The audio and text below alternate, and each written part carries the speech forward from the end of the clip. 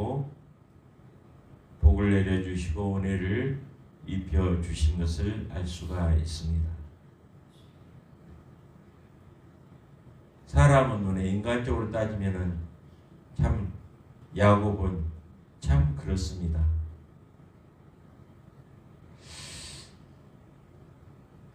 안중근 의사시죠. 안중근 의사. 이봉창 열사. 뜻이 있어서 의사라고 부르고 열사라고 부르시는 겁니다. 문세강 1974년 광복절날 일본어를 사용하고 조선인 같고 저를 만나본 적이 없지만 기록된 신문과 매스컴에 의해서 아는 지식입니다. 선함과 악함이 어디에 있습니까? 하나님. 어떤 사람은 저 사람을 천하에 천인공노할 사람을 여기는데 어떤 사람은 그를 영웅이라 부릅니다.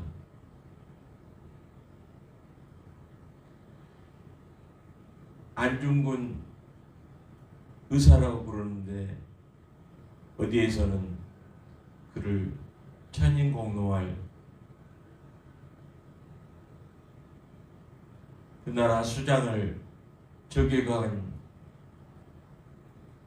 사람으로 봅니다.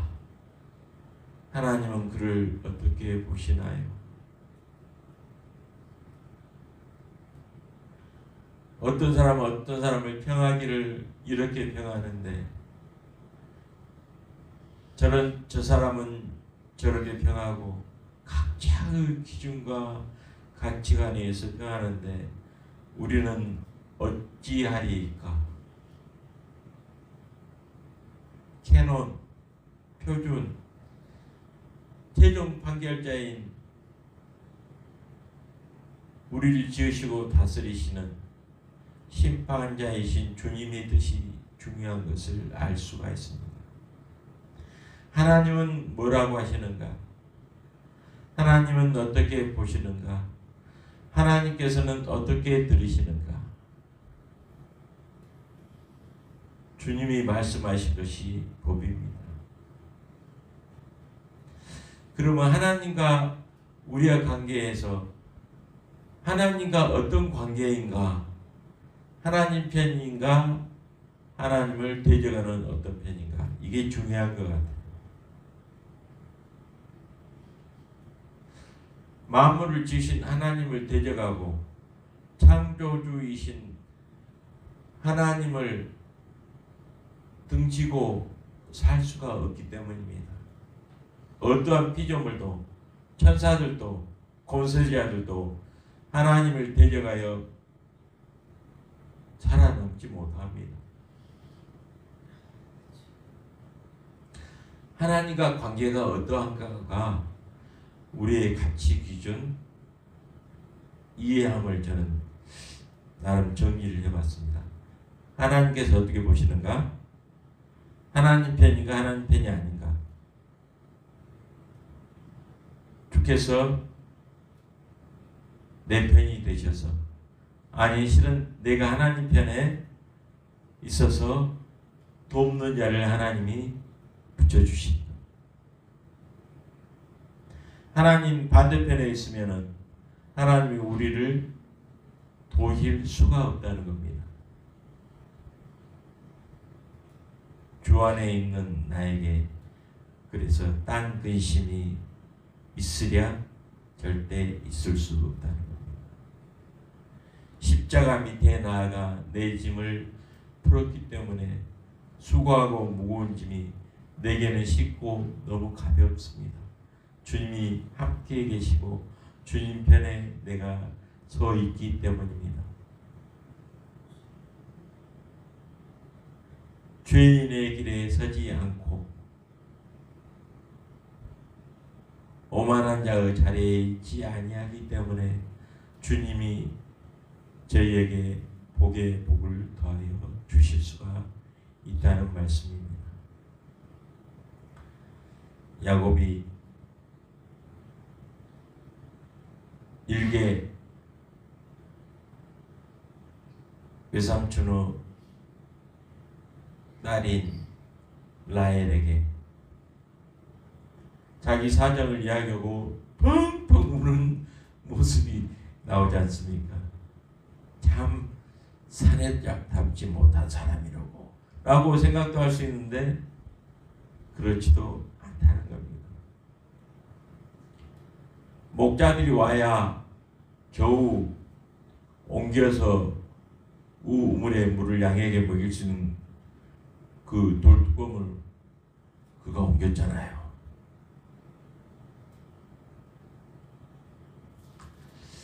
그리고 라헬을 위해서, 사랑하는 라헬을 위해서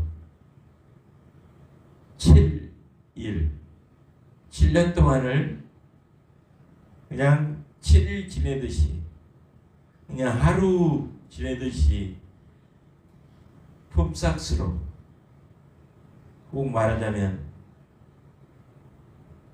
베릴 사이 같습니다.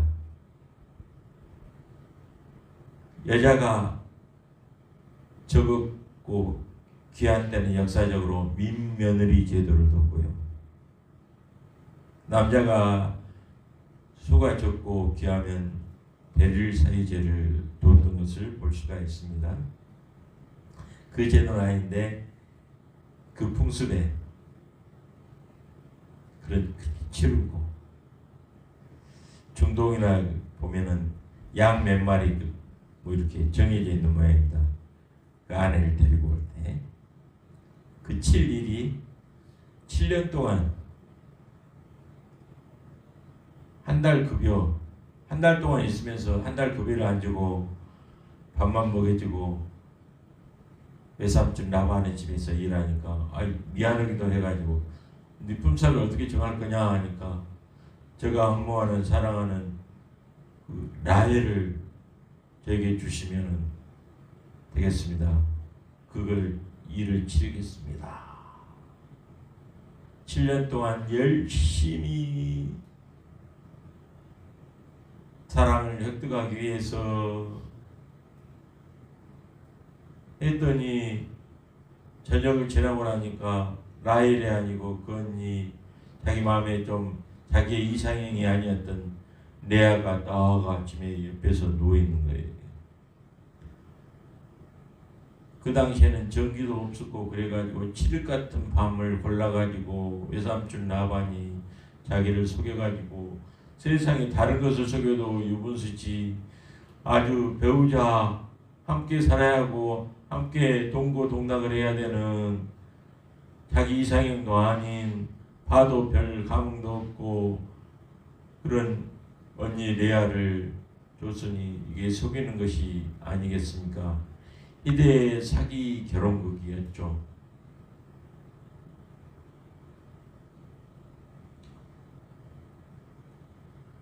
그냥 난장판 부리고 이 구절이 성경에 안 나오잖아요. 거짓말하는 자는 또 다른 거짓말하는 자에게 속고 속이고, 사기꾼은 또 사기꾼한테 속고 속이고, 자기보다 뛰는 누구 위에 나는 누구가 있다 그래가지고요, 아주 폭주족들 위에 더 징한 폭주족이 있어가지고요, 국내 스포츠카 타고 뽐내다가 외제 스포츠카에 그냥 부딪혀가지고 중상을 입은 사람도 있고요. 그렇습니다. 거만함은 넘어짐의 앞잡이입니다. 겸손은 종기의 앞잡이고요. 환난 풍파가 일면은 낮게 엎드려 피하라고 합니다. 대적하다가 부러집니다. 교만은 대망의 선봉입니다. 그리고 레아의 예종까지 또 붙여주고. 왜 이렇게 하십니까? 항소를 했습니다. 너가 원하는 내 알 위해서 이 풍습에 따라 어쩔 수 없이 그렇게 쓰니까 그 7일이 또 있다. 또 7년을 또 라헬을 위해서 7년을 하루처럼 또 그렇게 합니다. 결혼 한번 하려고, 자기 원하는 결혼하려고 7년 더하기 7년 14년을 종생활을 하듯이 그렇게 합니다. 차량하고 고난합니다. 얼마나 피곤하겠습니까? 그냥 대충 일을 했겠습니까? 사랑을 획득하기 위해서 대충 하지 않았을 것 같아요.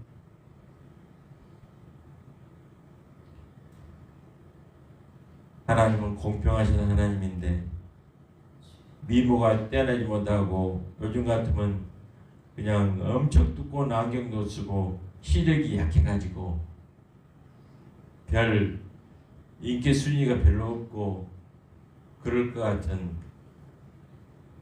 레아에게는 네 자녀를 허락해 주셨어요. 미스 하란 선발대에 뽑힐 듯한 라헬에게는 자녀가 한 명도 없었어요.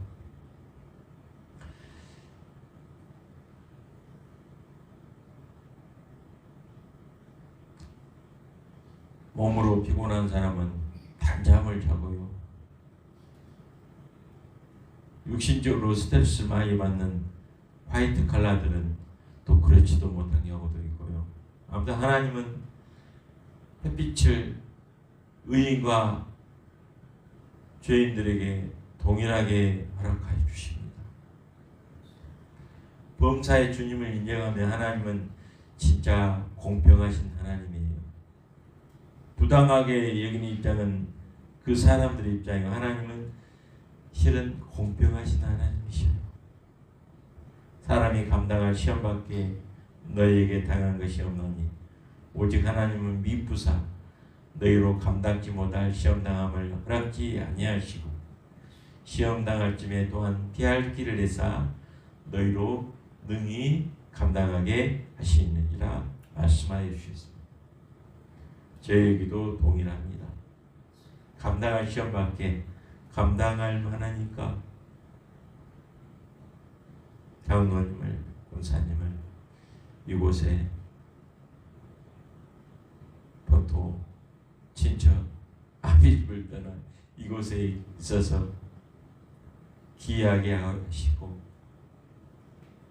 공헌하게 하시고 또 하나님이 역사를 이루어 가시는 것을 볼 수가 있습니다.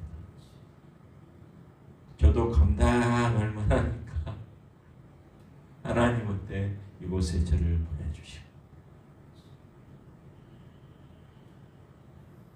저희 어머니도 감당할 만하니까 혼자 있어도 그냥 우울증에 안 빠질 정도로 감당할 만하시니까 감당할 수 있도록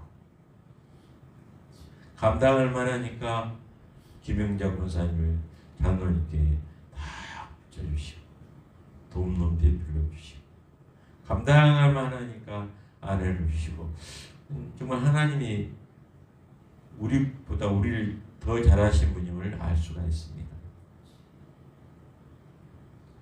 내일 일이랑 걱정하지 말라고 했는데 그러다가 1년 후에 6개월 후에 3년 후에 10년 후에 그러다가 고민하면 빨리 늙습니다. 수명을 단축시킬 수 있고요. 하나님의 뜻에 거스리는 겁니다.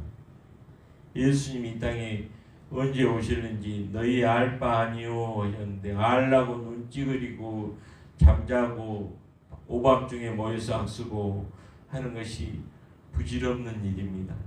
하나님의 뜻을 거스리는 겁니다.